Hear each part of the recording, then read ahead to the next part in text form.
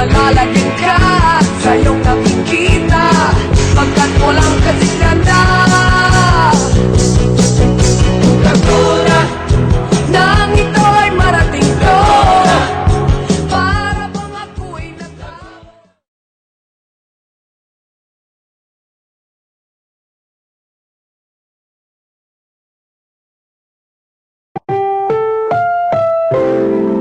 Ang programang ito ay rated SPG. Striktong patnubay at gabay ng magulang ang kailangan. Maaaring may masiselang tema, lengguwahe, karahasan, sexual, horror o droga na hindi angkop sa mga bata.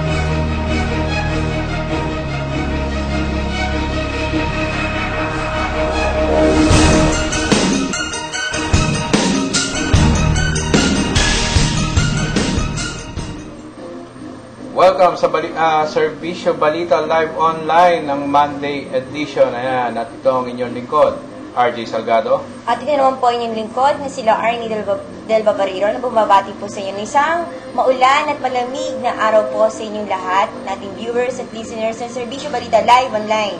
Para po sa mga hinaing komento at panawagan, maaari po kayong mag-text sa 0929-600-3001 at sa Globe 0935-868-9375. At patuloy lang po tayong mag-like sa aming page sa Serbisyo Balita para po sa mga lokal pong balita sa inyong mga lugar.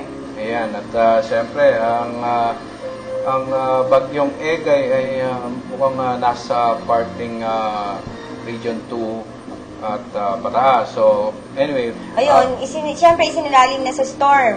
Signal number 2, ang Kalinga Apayao, Isabela, Quirino, Hilagang Aurora, Cagayan, Babuyan Islands, at Calayan Group of Islands. Habang signal number 1 naman sa nalalabing bahagi ng Aurora, Nueva Ecija, Nueva Vizcaya, Ifugao, Benguet, Mount Province, Ilocos Sur, Abra, Ilocos Norte, at Batanes.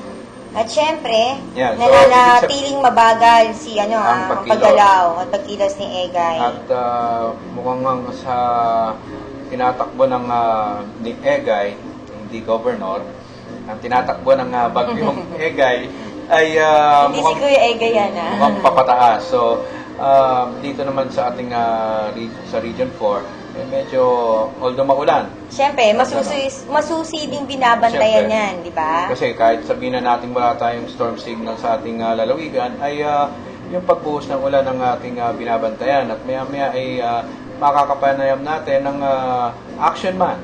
Yan, si Sir Romel Palacol, ang head ng Laguna Action Center. Hinggil dun sa update sa pagbabantay natin at kung may mga naapektuhan na ba.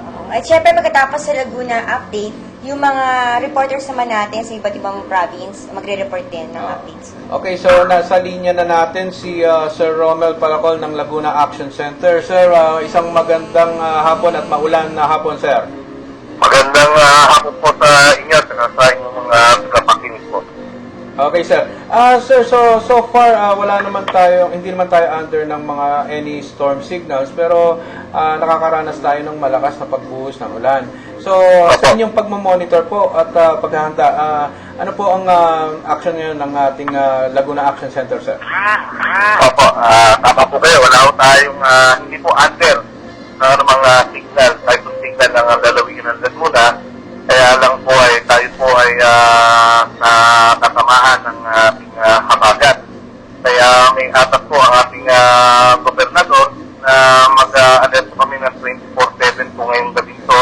I-alert po namin. Actually ho ay susunod namin anunsyo regarding ng tatanong po kasi regarding sa pagpasok bukas. Ang susunod po anunsyo po ng ating gobernador dahil nag-antay din po naman siya sa mga forecast po ng weather natin for tomorrow ay mamayang alas 8 po. Kaya sa ating mga kalalawigan at mga kabataan, mga estudyante po na nag-antay po ng anunsyo ay mamayang alas 8 po i-anunsyo ng ating gobernador kung may pasok o wala po sa ating lalawigan. Okay. Pero ngayon po ang mga monitoring po natin ay mga light to heavy rains lang po, puso-pusong pakulan. Wala naman pong report yet ng flooding or landslide. Medyo nabibigla lang yung ating mga kababayan, biglang luwala ang ulan, biglang hihina. Kaya hindi po nagdeklara ang ating gobernador regarding sa pag-cancellation ng klase. Maliban lamang po ang bayan po ng Paki na nagdeklara po nag-cancellation po ng klase po kanina ang bayan ng Paki. So, sa atas po ng kanilang mayor. Kasi ang bayan ng Fami naman parang boundary na ng Laguna at Quezon. Paki. Okay. So, sir, bale, mamaya ipopost na sa Facebook yung ang anunsyo kung sakali man. Opo. Mamayang alas 8 po ng gabi. Dahil tayo po'y kumukuha rin lamang ng mga datos sa ating office of civil defense at pag-asa po regarding sa mangyayaring weather po para bukas. Okay, sir. So, any message para sa ating mga viewers po dito sa Serbisyo Balita Live Online? Ipinaparating po ng ating pamalampalalaligan po sa pangungunan natin Gobernador Ramil Hernandez na pagkaman po ay wala po tayong signal ng bagyo sa ating lalawigan ay ngayon pa rin po panawagan na maging alerto, maging handa sapagkat ang tumatama po sa ating lalawigan ngayon ay ang habagat na kung saan ay matatanda na tayo nabigla sa mga nakaraang pangyayari. Kaya isip po na tumataas po ang inyong sa ilog o tapa ay magpunta na po kayo at pumunta po sa ligtas na lugar. Sa emergency po, nakatabay po 24/7 ang Laguna Action Center. Maaari nyo po ma-contact sa numerong 501-2628. Kaya sa emergency cases po, pwede nyo po kaming matawagan. Kaya hindi po sa ating mga kabataan, sa ating mga mag-aaral ay umantapay po ng mga susunod anunsyo po mamayang alas 8 ng gabi kung ano po ang magiging deklarasyon ng ating pamahalaan regarding po sa pasok po bukas. Pero sa ngayon po ay wala pong inaanunsyo ang ating pamahalang palalabigan. At pinapabot na rin po sa kalaman ng lahat ng bawat munisipyo po ng mga alkalde ay ikarapatan din po naman mag-cancel ng mga klase. Ito po kasi nangyayari sa atin ay case-to-case basis at depende sa mga bayan. Hindi po lahat ng buong lalawigan ay malakas ang ulan. Meron pong mga bayan-bayan na medyo mababa ang lugar, kaya sila po ay nakakapagdeklara ng cancellation. Kaya kung may cancellation po sa isang bayan, ay huwag po natin asahan na yung ating bayan din ay magka-cancellation. Ang buong probinsya na cancellation po ay manggagaling sa ating punong lalawigan. Okay, maraming salamat, Thank you po, Sir Romel. Sir Romel Palacol. Ayan, syempre, akala lang ng mga Pinoy, mahina lang yan si Bagyong Egay. Pero, nakapagpabagsak yan ng ng helicopter at nakapagpataob ng barko. Ayan, at Yung full details ng helicopter crash, i-report mamaya ng ating reporter. na si Koy Laura sa Koy Batangas. Laura, yan. At siyempre, bago tayo magpatuloy, ay meron due to insistent public demands, ay magbabalik ang Serbisyo Balita Live Online makalipas ang ilang paalala.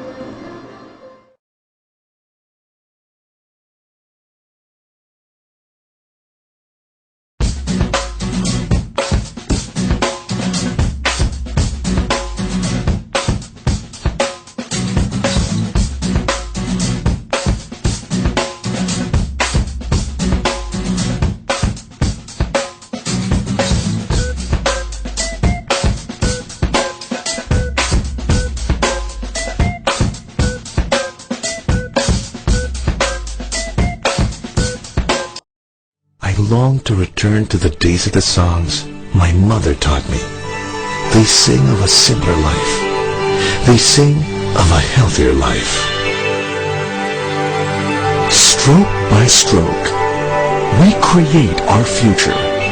A future that relies on and preserves the bounty of nature. A future that looks back on a simpler time, but strives to benefit generations to come. A future by New Valley. A breakthrough development where people and nature thrive in a truly balanced environment. And only one developer can turn this vision into reality. Ayala Land. Nagkalan Laguna. Samantala sa karagdagang ulat ka sa mga AJ, kanina nga flag raising ceremony ay formal lang binukas ni Mayor Timmy Chipeco ang Nutrition Month ngayong July sapagkat may pa-contest nga ito na kung sino daw magbabawas ng 2 pounds lalo hanggang December ay magkakaroon daw ng premium na 20,000 kaya yung mga empleyado doon ay sumali at sa July 17 na ang timbangan kung ilan yung waistline mo at kung aabot ng 2 pounds yung mababawas mo hanggang December ay mananalo ka ng 2,000. Pakinggan natin ang nasabing pag-welcome ni Mayor Timmy Chipeco sa Nutrition Month ngayong Lunes na ito ng umaga.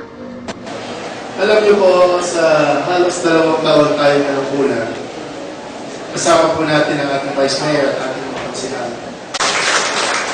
At sa pamamagitan ng wastong pagkain ay mape-prevent natin ang mga sakit, no? Ang mga sakit na pwedeng dumako po sa atin. Kaya congratulations, Ready, Dr. Landro, sa ating mga palakpakan natin, mga ating mga nutrition. Kaya talaga naman, sila po, yung mga barangay nutrition scholars natin, pag umiikot po sa barangay, umulat, umingit ang araw, ay talaga naman sila ay ginagawa nila ang kanilang obligasyon sa ating mga mga. Palakpakan natin sila. So, yun lang po, mga kasama, and good day to everyone. Maraming salamat. Mawang Laguna sa laban sa suspect dyan sa suspect na si Recalado Arriba Maginay. So yan pa rin ang kabuhang ulat natin mula pa rin sa lalawigan ng Laguna. David at nagsiservisyo para sa bayan sa Serbisyo Balita Live Online.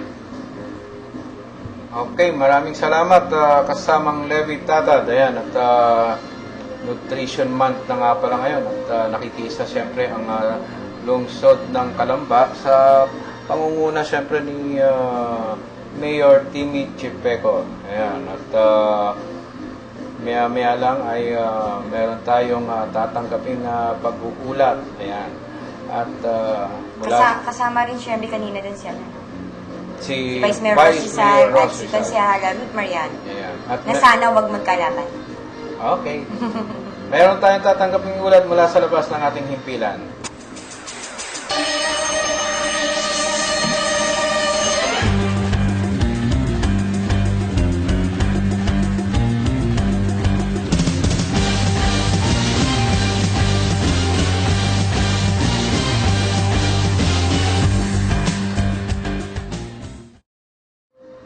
At may pag-uulat tayo mula sa lalawigan naman ng Batangas sa kasama nating si Koy Laura. Koy, magandang hapon.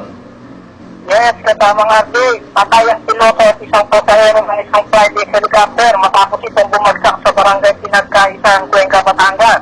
malapit sa kabundukan ng Mount Makulog habang nasa kritikal na kondisyon ang aming pangsakay nito. Ayon sa natanggap nating ulat, agad namatay ang piloto na si Captain Felicimo Esteban sa Borlupa, samantalang mabilis naman dinala sa isang pagamutan ng nasabing bayan ang 7 pasahero nito. Matapos ang insidente, alas 12:45 ng tanghali kahapon, araw ng Linggo, July 5, 2015. Napag-alaman na galing Puerto Galera ang helicopter pabalik ng Metro Manila na sinakyan ng mga pasaherong sina Tina Ocampo y Maristela, Rico de Ocampo y Coronel, Anton San Diego, King Angeles, na inaalam pa kung ito ang may-ari ng isang sikat na motel chain na napaulat na kilala rin sa pangalang Archimedes King, na naisugod pa sa ospital bago ginawian ng buhay. At ang iba pang sugatang pasahero ay sina Christopher Chilip, Patricia Chilip at Lingling Chilip. Nakaagad naman inilipat sa isang pagamutan sa Metro Manila. Kasama ate, ang sinisising dahilan nito ay ang hindi lang sama ng panahon kahapon. Yan po ang sinasabing dahilan na pangunahing dahilan ng mga naging sisigang kinauhulan dito. Samantala, dinala na sa Heritage Park ng Fort Bonifacio sa Taguig ang natilang namatay na piloto at pasahero. Mula dito sa lalawigan ng Batangas, ako si Hipolito Laura, nagsiservisyo sa bayan dito sa Servisyo Balita, live, online. Ayan, at maraming salamat kasamang Koy, Laura. Ayan, at Yun. talagang... Anak yata ng Chinese billionaire yung nasawi dyan. Anak daw ng ano yan, ng... Yun, may-ari ng Victoria Court. Ayun. At ayan, talagang trahedya ang nangyari, sinapit at gawa ng sungit ng panahon. At kamakailan lang yung ferry boat tumaob din dahil sa masungit na kalagayan ng panahon, parang nagpumilit pa yatang pumalaot or maaring Yun, overloaded. Kasi yun ang mahirap, di ba? May lumulusot pa. Oh, ewan ko. Hindi kasi nasama sa bilang o para ba may extra kita pa sila o ano. Hindi natin malaman para makaiwas sa tax.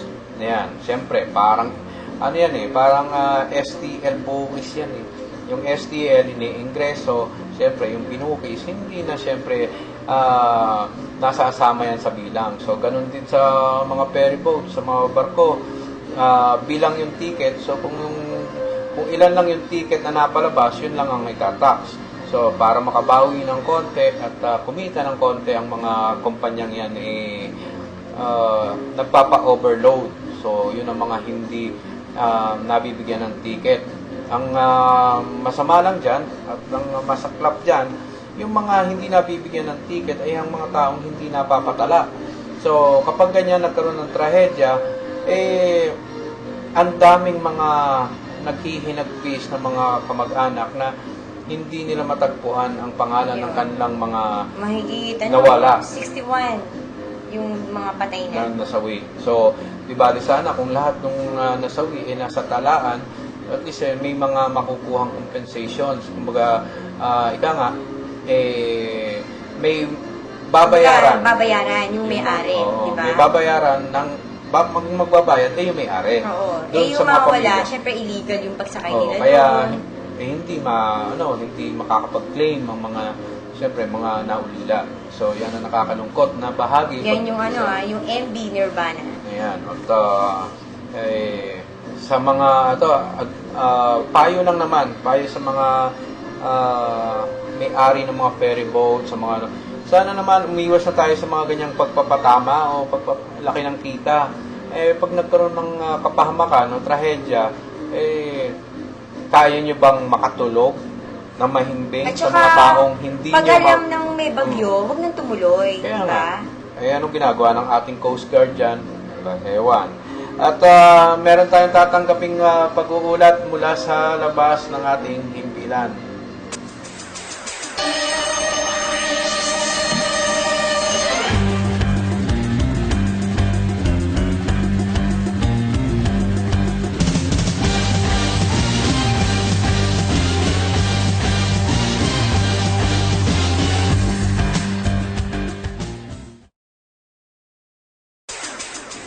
At mula naman dyan sa lalawigan ng Cavite, ang kasama nating Lady of Crusade, si Ate Beth Sarinas. Magandang hapon sa iyo. Okay, magandang araw po at magandang buhay sa inyong lahat dyan, lalo na sa ating mga viewers and listeners. Hello? Yes, tuloy. Okay, ng ating programa Servisyo Balita Live Online. Ngayon po ay araw ng Lunes, Hulyo 6 taong kasalukuyan. Okay, bago po natin talakayin ang maiinit na balita na talagang nag-aapoy at sumasabog ng mga issue, ay ating po munang bibigyan daan ang ating pakikiraan sa mga matatamaan at mababatikos ng ating programang ito na ito po ay trabaho lamang at walang personalan. Okay, bigyan tignan po natin ngayon ang mga maiinit na issue na base na rin po sa mga pangyayaring nagaganap ay talaga nga naman pong nakakagulat at nakakalungkot dahil ang mga ilang mga pangyayari ay hindi naman po natin talagang inaasahan ay talagang nangyayari na sa ngayon. Kung kaya't marami na rin mga kaibigan at mga kababayan natin na talagang nag-iinit na rin at nag-umiksik na ang mga kalooban. Hinggil sa mga bigas na nilalaman sa ating mga sikmura ay ginagawa na nila ng kalokohan para kumita ang ilang mga mandarambong na dealer na ito na kaya lalong yumayaman ay dahil sa mga ginagawa nilang panlalamang sa kapwa kung saan ay pinangungunahan na ng Agricultural Sector Alliance of the Philippines, AGAP, ang gagawing investigasyon ng Kongreso. Yes. Iniimbestigahan na sa Kongreso hindi sa kumakalat na yung peking bigas na merkado dahil napatunayan na nila na may mga peking bigas na kumakalat at tumalantag na ngayon sa mga bilihan natin ng bigas. Kung kaya, ayon dito kay AGAP Party List Representative ng ang nakapanayam, si Ganor Briones, sila na mismo ang magtutugo sa tanggapan ng Bureau of Customs ng Customs sa Webes, July 9, para pasimula ng investigasyon sa bigas na hinihinalang smuggled na galing sa China. Nais ni Congressman Briones na pagpaliwalagin ang mga tauhan at opisyal ng DOT sa panungunan ni Commissioner Bert Lina kung papaano nakapasok sa bansa ang nakamamatay na peking bigas dahil umano'y ito may mga lason ng hinahalo. Kaya nakakaawa ang mga mamamayan na mga mahihirap na bumibili ng murang bigas dahil nakakatakot dahil ito ay nakakamatay. At ayon pa dito sa Briones, ang presidente ng 40 Party List Group at ang bagong chairman ng Committee on OFW ay nagsabing malinaw na hanggang ngayon ay talamak pa rin ang technical smuggling ng iba't ibang produkto sa bansa, lalo na ang agricultural product na matagal na nilang inirereklamo. Una lang ibinunyag ni DOT Deputy Commissioner J.C. Mendoza na lantarang pa rin umiiral sa custom ang para system kung saan ay magbabayad lamang ang broker at importer ng 120,000 to 140,000 bawat container ay hindi na ito bubuksan o disiyasin lang. Kung kaya ayon pa rin sa Briones, makakapasok man ang mga peking bigas ay tiyak din nakakapasok na naman sa bansa ang mga smuggled na karne ng baboy, manok, baka, gulay, bawang, sibuyas, luya, sigarilyo, at marami pang iba na produkto. Kaya patuloy na dumarami ang OFW ay dahil pinapatay na smuggling ang hanap buhay ng mga magsasaka sa bansa. Okay. Okay, at meron pa po tayong isang balitang hindi sa rollback na inaasahan po ito ng maraming kasamang RJ. Isa na naman panibagong pagbaba sa presyo ng petrolyo ang inaasahang ipapatupad ng mga kumpanya ng langis ngayong darating na linggo. Ayon sa sources natin, maglalaro mula sa 65 sentimo hanggang 80 sentimo kada litro ang itatapyat na sa gasolina. Habang nasa 60 centavos naman hanggang 80 centavos ang posibleng ibawas sa presyo ng diesel at kerosene. Sinasabing ang kompetasyon ay base sa itinababa na presyo ng mga produktong petrolyo sa international na merkado. Ito na ang ikatlong-sunod na rollback sa mga aging na mararanasan natin makaraan ang sunod-sunod namang price hike. Itong nakaraang Hunyo at renta nasa piso at 5 centimos kada litro ng gasolina at 15 centimos naman kada litro ng diesel at 20 centimos sa kada litro naman ng kerosene ang tataas ng mga pananalalis. Kaya noong Hunyo at 22, natitig na 10 centimo lamang kada litro ng gasolina at 30 centimos sa diesel lang ang kinakyas ng mga oil spill. Kaya marami tayong mga kababayan ngayong mga motorista na may sariling mga behikulo ang matutuwa sa dahilang makikita nila ang pagbaba ng presyo ng petrolyo. Hanggang sa susunod po nating mga balita pa, abangan ang mga mahalagang kaganapan dito lamang po sa Serbisyo Balita Live Online. Ito po si Lady Exposed na si Beth Barinas ay nag-uulat at sumiserbisyo para sa bayan sa Serbisyo Balita, Cavite. Ayan. Yan. Napaka magandang topic na inulat yan ni kasamang Beth Good news Salinas, yan. di ba? At Yun. yung price rollback, at talagang welcome yan sa mga motorista, lalo na dyan kay Ate Beth, talaga namang siyempre, pati rin sa atin, ay salamat naman at kahit pa paano may bawas presyo na. At sa gasolina. syempre, yung isyong bigas, napaka-importante yan, di At ba? yung sa isyong bigas, Oo. mabuti naman at ang party list na yan kumilos na upang isulong sa Kongreso ang pag-imbestiga. At kagaya ng ating kaibigan dyan sa Tanawan City, si Mayor Halili, nag-umpisa na siya, hindi lang mag-imbestiga. At talagang pinuntahan niya. Inikot niya ang lahat ng tindahan, syempre sa lungsod ng Tanawan. Para hanapin at matingnan ang mga produktong bigas na tinitinda doon kung Yan, kasama syempre si Sir Olaso, ang kanyang hepe, di ba? at tinitingnan kung ito ba ay ang balita natin yung may tatak na JM yata yan. Yan yung sa lungsod ng Santa Rosa. Pero yung sa ibang lugar, hindi natin alam po ng mga tatak. No, at Diba? masusing sinusubaybayan at tinitingnan ni Mayor Tony Halili ang mga tinitinda doon dahil siyempre ayaw niya ng ganito. Eto, yung tanong nga ng marami, paano nakapuslit yung mga peking bigas na yan, di ba? Actually, At ang imported rice ay dapat daw nagmumula sa Vietnam. Di ba? Sino nakipagkontrata dyan sa China? Actually, ang punto dito ay hindi naman natin malalaman kung naisasaing nga ba talaga ang mga peking bigas hanggat hindi pa natin nasasaing. So kung sa bahagi ng customs, O bakit din nakalusot sa Bureau of Custom yan, di ba? yun nga, hindi naman pwede siguro lang saingin ang lahat ng laman ng sako para masabing kontrabando to o O peke. pwede yung maganda mo pinitesting, Siyempre. tapos yung iba peke, parang Alam gano'n. naman natin ang mga illegalista, kung gustong papakita muna nila yung mga magaganda para magkaroon ng approval mula sa customs. O yan, wala pa nga daw investigasyon ng Senado at ng Kongreso regarding sa Actually, wala isyong yan. Actually, wala pa nga Oo. talaga dahil katulad ng sinabi ng inulat ng ating kasamang si Beth Salinas ay ngayon pa lamang pinag-usapan ng isang party list group. Ano At party list yun? Agap ba yun? Agap yata yun, kung ano man. Pero anyway, Ay, dapat nga agapan talaga natin itong issue to, diba? maraming salamat doon sa party list na yun at talagang Sila yung nag-initiate, kayo diba? yung nag-initiate. Buti kayo. At kahit paano naisipan yung kumilos.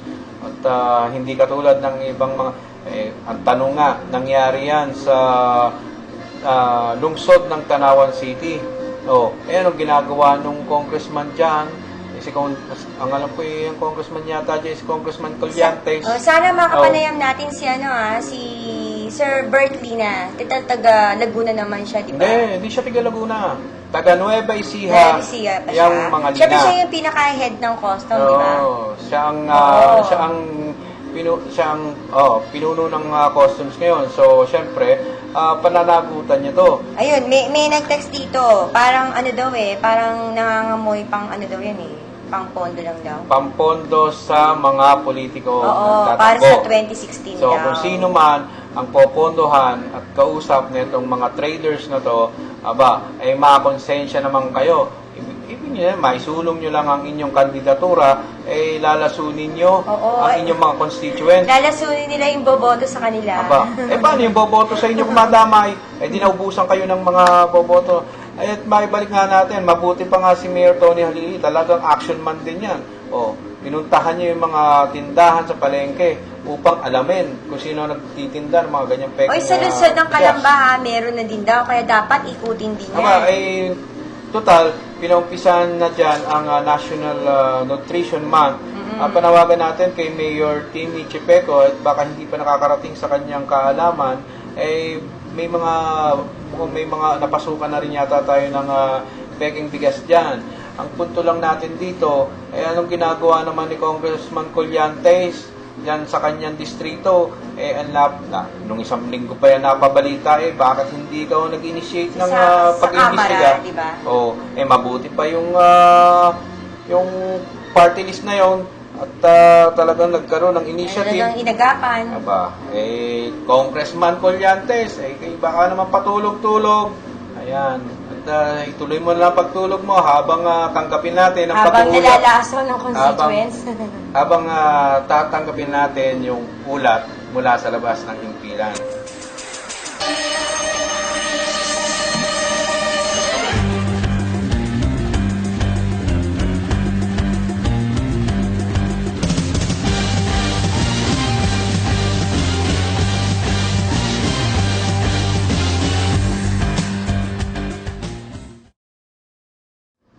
At may tatanggapin tayong pag-uulat mula sa NCR sa kasama natin si Edward Flores. Isang maganda at maulan na araw, Edward.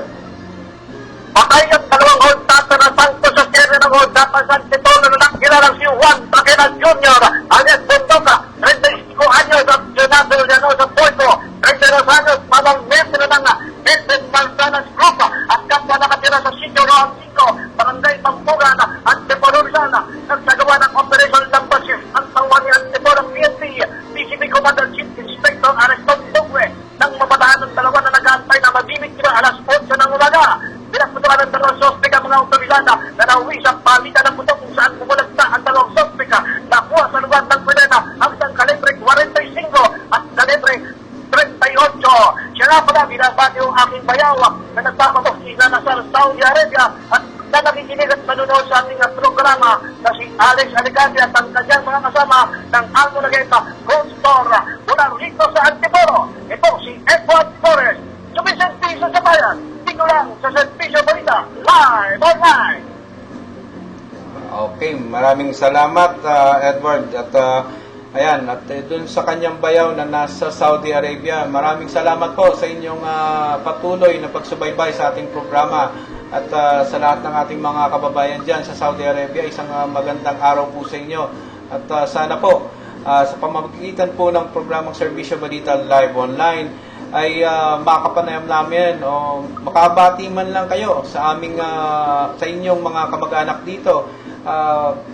Basta tumawag lang kayo sa 0929-600-3001 o sa 0935-868-9375 o kaya i-like nyo ang aming Facebook page na Servisyo Balita at sana makarinig naman po tayo sa ating mga kababayan dyan sa abroad. Ayan, at talaga naman ang Servisyo Balita Live Online kahit sa ang sulok ng mundo ay talagang mapapanood nyo kami ng live na live. At meron pang isa pang pag-uulat mula sa labas ng ating himpilan.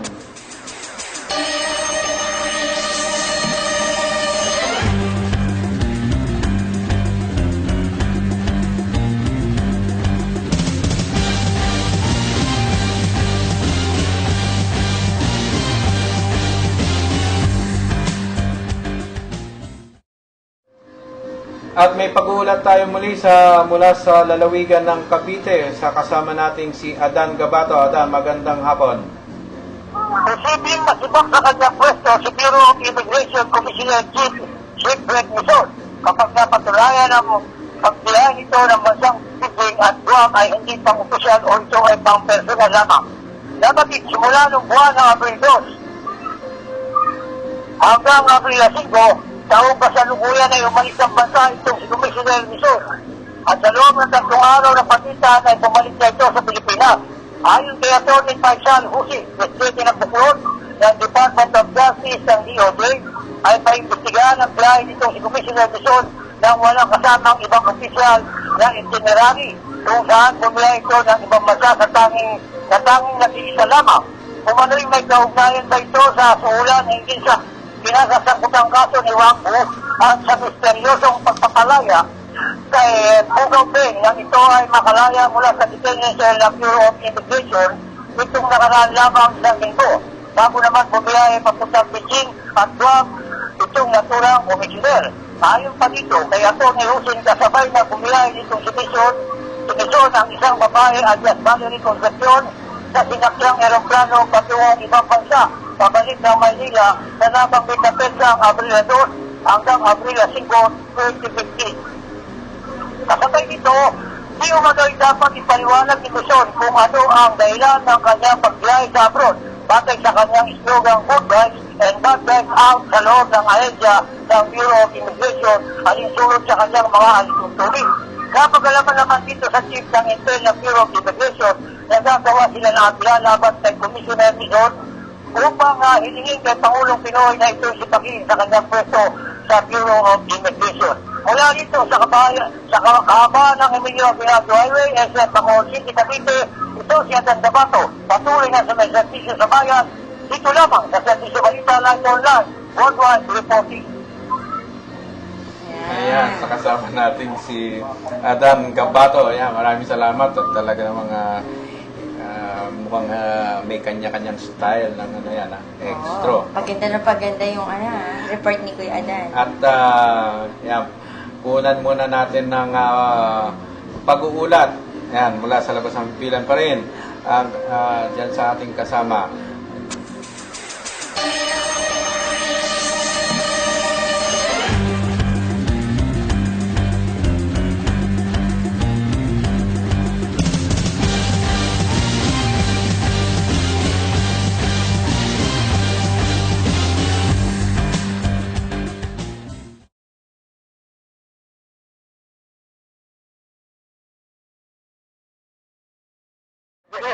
Dilima na may tuturing na ang 100% na free na ang hindi magamat marami pang nagtatanggap na makapasok ang lugar sa loob na pihitan.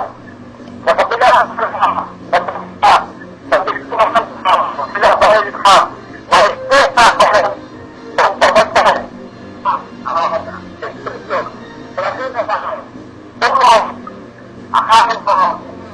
Ayan, at medyo parang wala sa magandang pwesto si Ka Roger at masama siguro dala na rin ng sama ng panahon ay yan, babalikan natin si kasamang Roger maya-maya ayan, para sa kanyang pag-uulat. Anyway, ayan at Kahapon, di ba, birthday ni Bukal Sunita. ayun nga pala, Ayan. happy birthday, belated at salamat sa inyong pag-imbita po sa amin at may napansin tayo dyan. Dumating siyempre, di ba, Dumating, si Miss Corina Sanchez. ayan, hindi lang yun. At mukhang talagang nandun, humataw, si Kuya Egay. Yung tunay na Kuya Egay, Egay San Luis. Oh, yun, humataw doon. Doon humataw at talagang ika nga, bagyo ang dating ni Kuya Egay dyan. Talagang winelcome siya ng ating mga kababayan dyan sa bayan ng Alaminos. At tuwan-tuwa sila at nakita nila muli ang kanilang Kuya Egay. Ayan. At syempre may napansin pa rin tayo doon. Ang taus-pusong pagbati ng alkalde ng Santa Rosa na si Mayor Erlene Arcillas sa kaarawan ni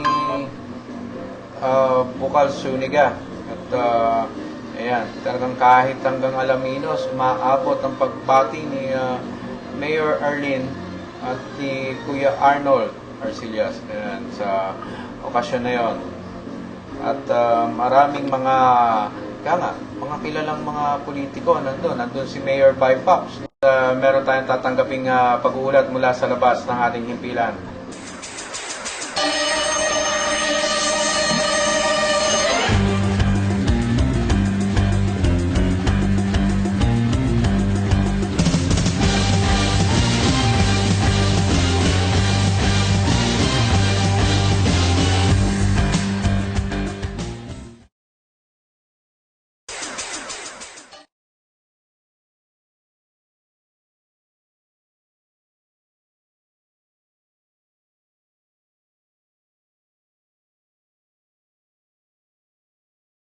Naniniwala si Justice Secretary de Lima na tagumpay ang kanilang operasyon na linisin ang new silibot na kaysa na NDP sa Muntinlupa City.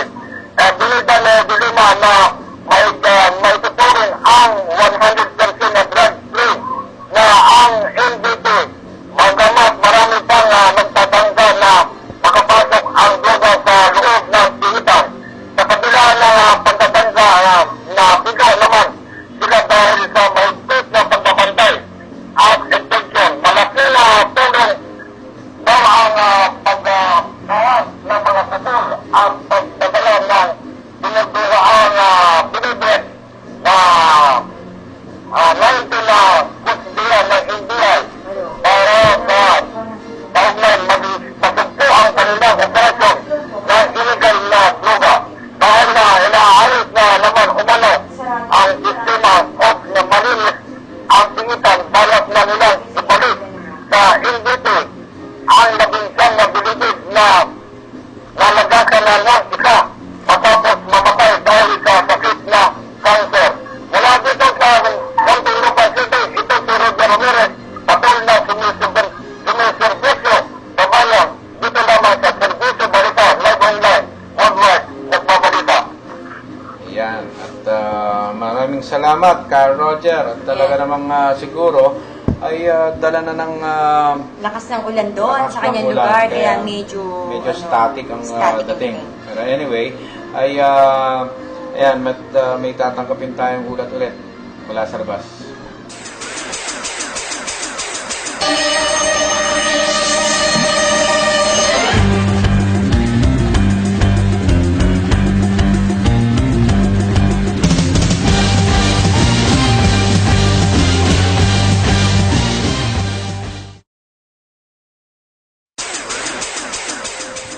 At meron tayong ulat mula sa labas ng himpilan sa kasama nating si Gaspar Latam. Gaspar, magandang hapon.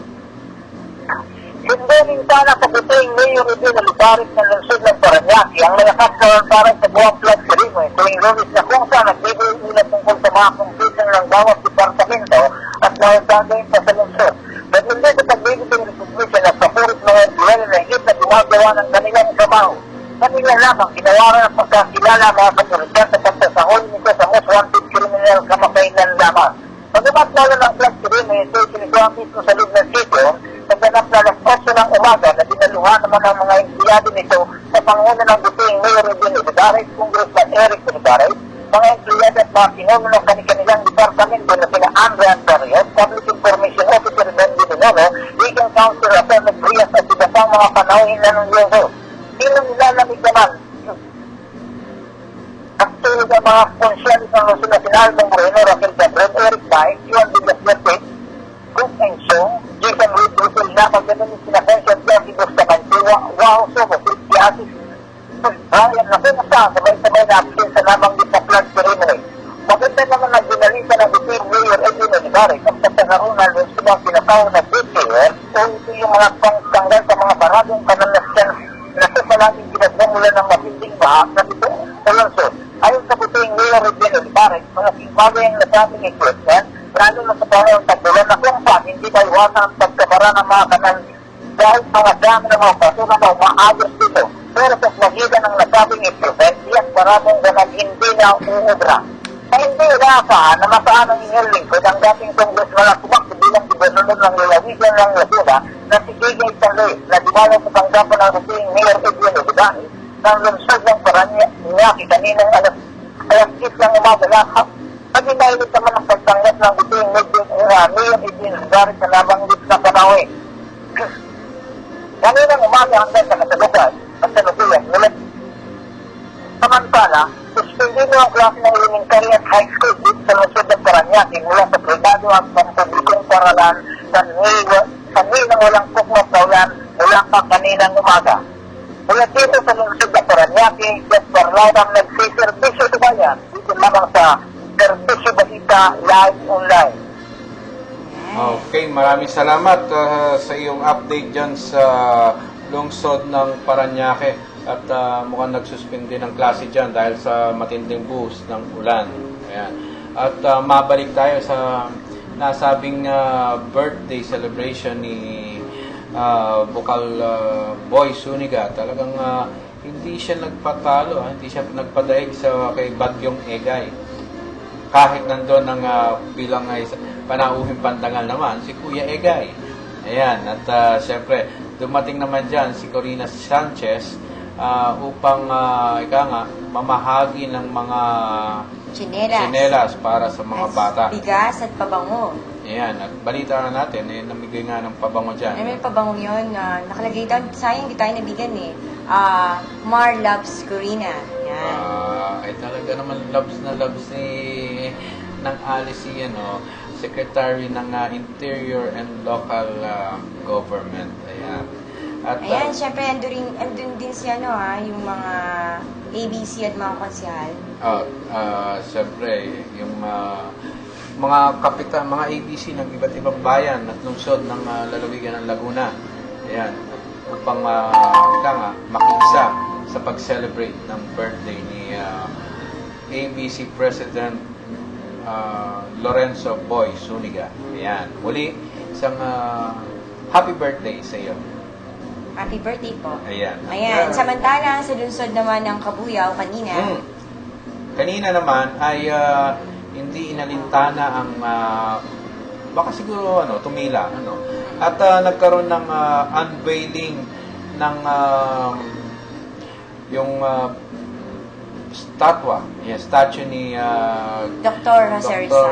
Jose Rizal. Yan, yung kanilang version ng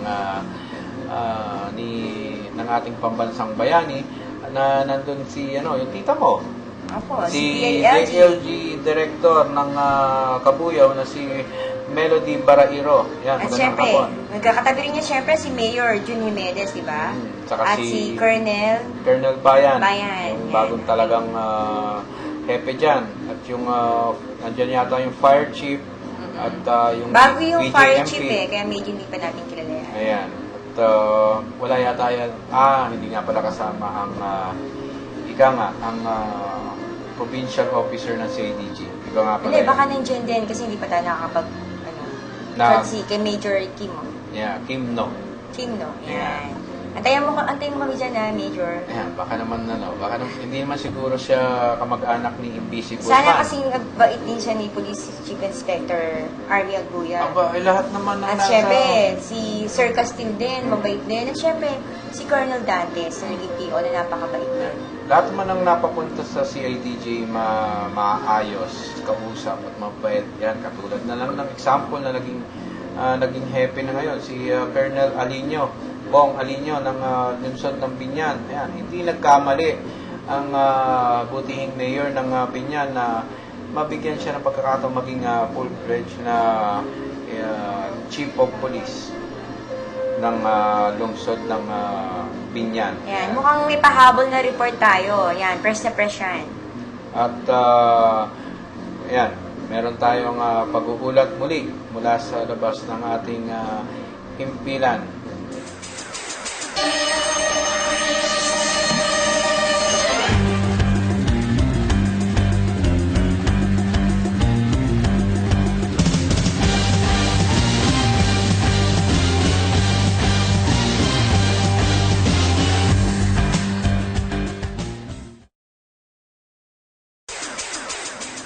At meron tayong pag-uulat muli dyan sa lalawigan ng Batangas sa kasama nating si Koy Laura. Koy, magandang hapon. Isang insidente ng pagnanakaw ang naganap sa panin ng Lipa City, Batangas. Ayon sa ulat na ating natanggap mula sa Lipa City Police Station, bumulog sa kanilang tanggapan ng isang Joel Maulyong immigrant akong alas 9:30 ng umaga ng July 5, 2015. matapos umanong madiskubre ng dalawang empleyadong sina Jane Erasmus at Marie Martina E. Padilla, kapwa nagtatrabaho sa Motor Trade Nationwide, na nakita umano ng dalawa na sira ang kanilang gate steel na fire exit na posibleng tinaasan ng mga hindi kilalang suspect, at nang makapasok umano ang mga ito ay isa-isang nilimas ang mga sumusunod. Dalawang lakpak na worth 30,000 pesos each, apat na cellphone na worth 3,000 pesos each, isang relo na worth 3,000 pesos, at isang 800 peso cash at 27 pieces na motorcycle certificate na sa ngayon ay kumikilos na ang mga kapulisan ng bayan ng Lipa para sa agarang pagkakaganda sa mga suspect at para na rin sa agarang ikadarakit ng mga ito. Mula dito sa lalawigan ng Batangas, ako si Koy Hipolito Laura, nagsiservisyo sa bayan dito sa Servisyo Balita live online. Yan, maraming salamat, Koy. At mukhang talagang hindi pa rin, marami pa rin mga, sinasabi natin, mga kawatan. Diba? Ayan, hindi sila talaga natatakot sa kapulisan. Eh, baka naman medyo ayaw magpakitang bangis ang mga kapulisan. Hindi, alam natin, ang happy na katalaga dyan ay si, si Sir Barde, di ba? Colonel Barde. Oo. Ayan. Na dati naging happy ng Las Bañas tsaka ng Dasmariñas At at Batangas. San Pablo City. Oo nga, San Pablo nga. Oo nga. Tapos nag-an siya, Dasma. Ayan. At siguro, sana medyo, ika nga, tikas-tikasan natin. Oo. Colonel. Yeah, medyo, Colonel Barde. Ika nga yung, ganda ng katawan ni... kailangan tigasan niya. Para medyo katakutan kayo ng mga kapulisan dyan. Katakutan kayo ng mga kawatan dyan. Mga Pero kasama- matapang yun si Sir Barde, di ba? Oo. Tsaka mabait naman yan. Pero huwag naman masyado mabait. Naabuso kayo ng mga luko dyan eh. Medyo higpit-higpitan natin ng konti. Yan. At siyempre, yan, nabanggit ko nga si Colonel Alinio. Yan, galing sa CIDG yan. Kaya medyo we give ang ating pagpuri dyan sa mga CIDG boys. Yan, nalilimutan nga pala natin dating CIDG si Police Director, Dili sa Ligaw, dati din sila. At saka si PD ng Rizal. Ayan, oo. Si Police Superintendent Balba. Yan, si Sir. At yung mga nagretiro. Yan, si Gaspoy. Legaspi. Yan, nagretiro. Yan, happy viewing nga rin pala kay Rose sa PPO ng Quezon. At syempre kay Yung Sir Secretary ni Sir Siliador, at syempre kay Colonel Ronnie Ilagan. Happy viewing po. Lagi naman po kami may mga news din po ng Quezon, kahit hindi po kami nakakapasyal sa inyo. Ayan. At huwag kayong mainip. At papasyal rin kami sa inyo anytime. Ayan. Basta tayo may luwag na oras. At syempre, isa sa mga yung si Juancho, dating CIDG yata. Oo. At yung ating kasama dyan sa 4th Si District. Juancho Midala yun, ng Barangay Santa Anastasia. Ayan. Biga Santo Tomas. Abangan niyo po ang pangalang Juancho Midala. Bakit? Abangan lang Magkakapital ba? nila. Okay. Dyan sa 4th District, yung sa kasama natin, si Big Crescio. At nais kong batiin rin bago tayo magpaalam, ang aking ka-schoolmate, Canusiano, yan si Sergeant Mo. Yan.